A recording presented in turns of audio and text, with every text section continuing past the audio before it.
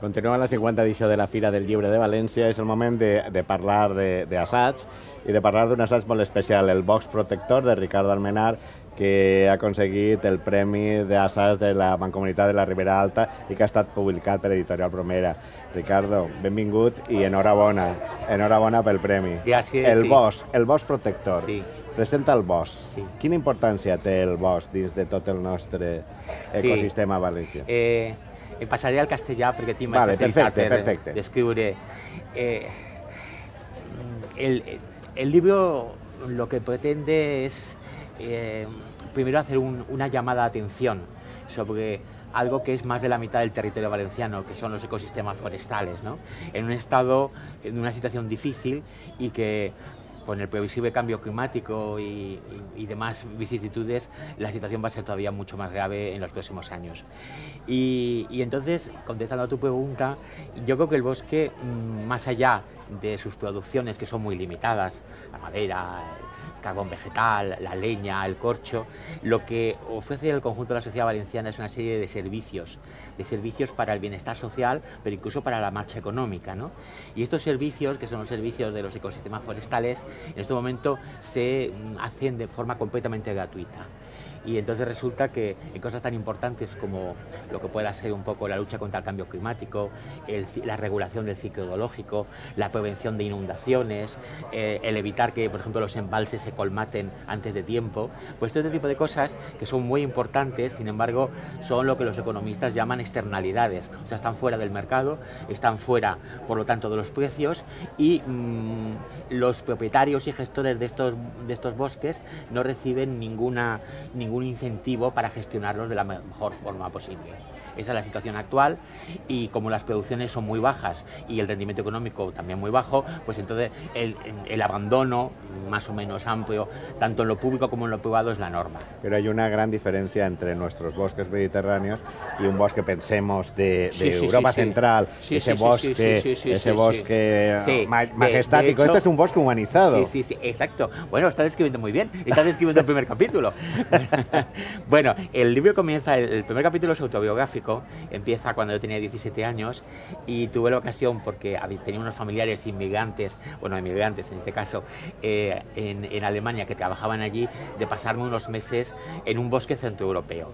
Y yo, claro, vine con esa imagen, en un bosque de abetos rojos, de hayas, y cuando llegué a la península ibérica, pues lo primero que conocí fue el Pirineo, y el Pirineo me pareció bastante parecido, ¿no? Solo mucho después me di cuenta de que el típico bosque mediterráneo, estos carrascales, estos alcornocales, también estos pinares, pues era un bosque aparentemente más pobre, un bosque, por supuesto, mucho más seco, que al visitante le llamaba poco la atención, y sin embargo no era un bosque más pobre que el centroeuropeo, sino que es más rico. Incluso el color que tiene ese verde oscuro es debido a que tiene mucha clorofila, porque claro, como tiene que protegerse frente a la evaporación, la transpiración de las hojas, tiene cutículas muy gruesas y ese tipo de cosas. Y a nivel de biodiversidad es mucho más rico que el centroeuropeo.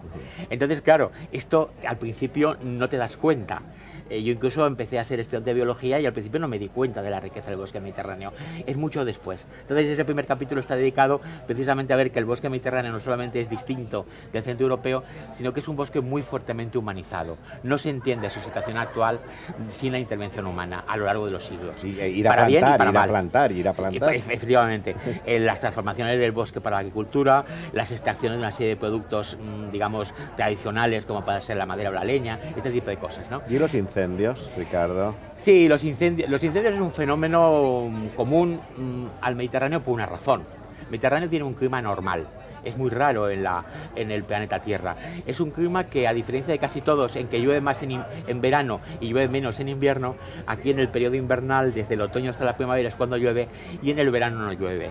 Es una situación muy rara y que solamente se da en el Mediterráneo, en California, en unos puntos de Australia, en Sudáfrica. Es una anomalía. Y entonces lo que sucede es que las temperaturas más altas se dan justamente cuanto menos agua hay. Ya digo que es una excepción, y eso automáticamente significa un mayor riesgo de incendios, no solamente que se produzcan, sino que se propaguen. Si tenemos además en cuenta que la vegetación, por ejemplo, valenciana, ha estado muy intervenida por la mano del hombre y en gran medida en regresión, muchos de los mejores encinares, carrascales, alcornocales ya no existen o quedan restos, y muchos de los mejores pinares tampoco. Hay mucho pinar de repoblación, mucho pinar que ha invadido espontáneamente los últimos 10, 20, 30, 40 años, y es precisamente esta vegetación la más sensible al incendio forestal. Sí. Así que, por un lado, es un fenómeno, como yo he comentado muchas veces, la ocurrencia del incendio forestal es totalmente natural, la recurrencia, o sea, cada cuántos años se produce, sí que es una cosa que no es natural, que está muy intensificado por la acción humana de una forma o de otra. Bueno, pero aquello entonces, el pino bien gracias, ¿no?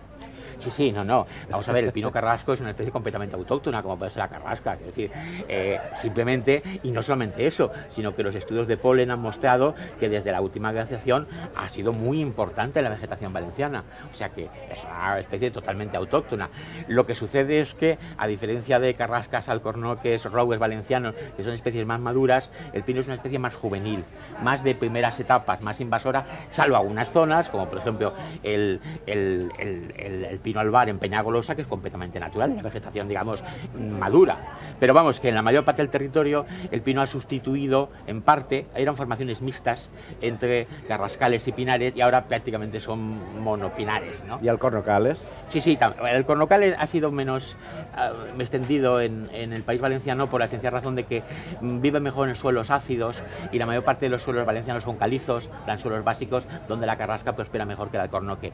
Pero en Espadán y en otros, en el desierto de Las Palmas, etcétera, etcétera, y en otros muchos puntos aislados de territorio silicio o descarbonatado, entonces el alcornocal ha existido y todavía queda algún resto, claro. O sea, tú hablas del bosque protector, el bosque que nos protege, pero ¿protegemos al bosque? Sí, ese es el núcleo de la cuestión. El libro está, después de describir un poco este recorrido desde el bosque centroeuropeo hasta el bosque mediterráneo, lo que se plantea es lo siguiente: ¿qué hacemos? Si las producciones casi no valen nada, si la mitad del territorio, más de la mitad del territorio valenciano es bosque o en trance de serlo, y económicamente es irrelevante, ¿qué hacemos? No hacemos nada, como ahora, ¿no? Dejamos que espontáneamente el desinterés, los recortes presupuestarios, etcétera, etcétera, hagan que al final el bosque se vaya degradando, se vaya quemando, se vaya desertizando, el cambio climático complicará mucho las cosas, hará todo más difícil, o damos un giro, damos un puñetazo en la mesa, damos un giro de timón. Bueno, ¿cuál es ese puñetazo de Ricardo Almenar? Sí, este es el puñetazo del libro. Entonces, lo que el libro propone es una cosa muy sencilla: que se empiece a remunerar esos servicios que el bosque nos proporciona, que empecemos a pagar, a retribuir aquello que el bosque nos da. Y lo tenemos que hacer, lógicamente, a sus propietarios y gestores, puesto que son los que hay allí, y a las poblaciones locales, a las comunidades rurales, fundamentalmente del interior, que son comunidades muy depauperadas, despobladas, envejecidas, etcétera, etcétera, y que en ese momento no tienen ninguna posibilidad de nada más, ¿no? Entonces, esto es una cosa muy razonable, puede sonar un poco extraña, pero no lo es. De hecho, el tercer capítulo intenta hacer un recorrido para mostrar que esta propuesta no es rupturista frente a la tradición forestal que viene desde la Ilustración. Este tercer capítulo empieza hace 300 años hasta la actualidad, sino que es su lógica continuidad. Si de alguna forma todo el mundo ha estado de acuerdo desde los ilustrados que era más importante el efecto benéfico sobre la sociedad que no las producciones del bosque valenciano, del bosque mediterráneo, entonces tenemos que establecer algún tipo de mecanismo de remunerar eso. Entonces lo que el libro propone es que solamente una pequeña parte de esos servicios se contabilicen y se conviertan en retribuciones dinerarias. Tenemos un caso excepcional, que es que el país valenciano... Pero eso tiene que haber voluntad política. Sí, efectivamente, tiene que haber voluntad política, pero tenemos una situación excepcional.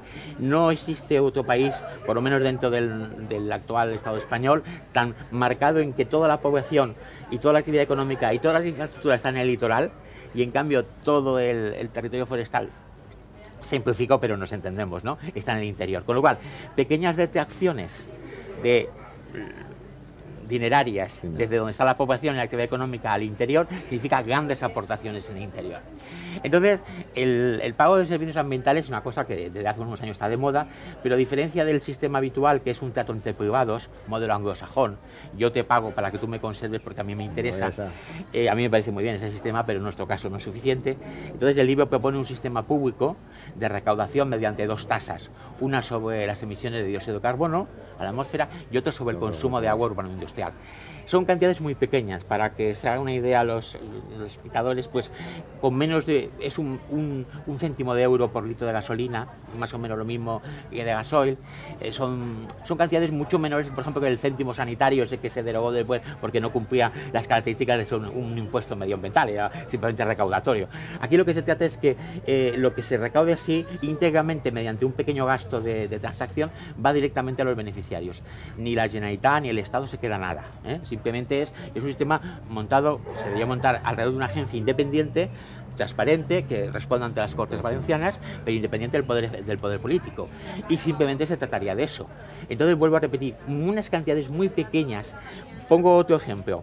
Hace unos años el Consorcio de Compensación de Seguros y el Instituto Geológico y Minero de España cifró en 240 millones de euros las pérdidas cada año por inundaciones, solo por inundaciones, en la Comunidad Valenciana.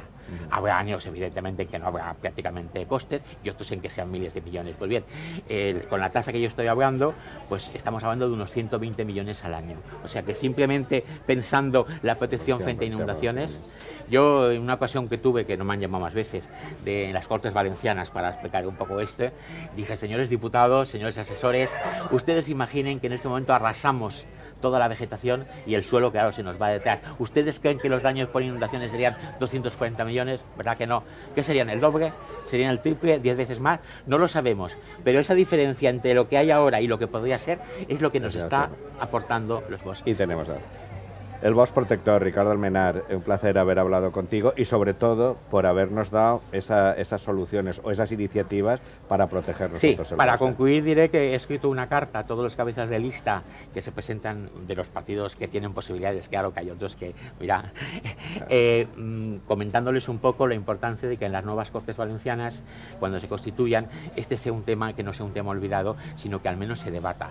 Creo que es un tiempo que se nos va de las manos y la amenaza del cambio climático, que este año vamos a oír mucho con lo de la cumbre de París a final de año, es lo suficientemente... Bueno, hoy mismo tenemos una tarde increíblemente calurosa para ser de principio de mayo, ¿no? Ricardo, un placer. Un placer para vosotros y muchas gracias por todo.